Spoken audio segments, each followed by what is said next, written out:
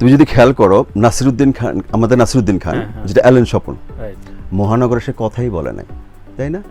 একজন নায়িকা এসে বসে, সে পিছনে বসা একটা লোক, সে নায়িকার ঘ্রাণ নেয়। খেয়াল করেছো ভাই?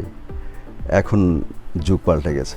আমি প্রহেলিকার একদম প্রত্যেকটা চরিত্রকে নিয়ে বলতে চাই, এই জন্যই বলতে চাই এই ধরনের স্ক্রিপ্ট একদম কম হয়।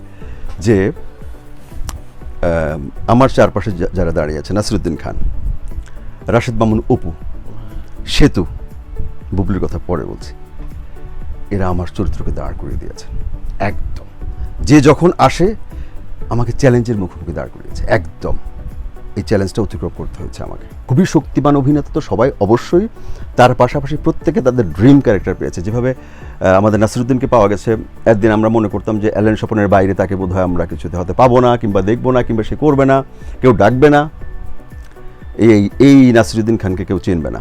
একজন লেখক এবং অলেখকের মধ্যে যে পার্থক্য, এটা আমরা টের পেয়েছি স্ক্রিপ্টটা পাওয়ার পর। প্রত্যেকটা ক্যারেক্টার এখানে সমানভাবে গুরুত্বপূর্ণ।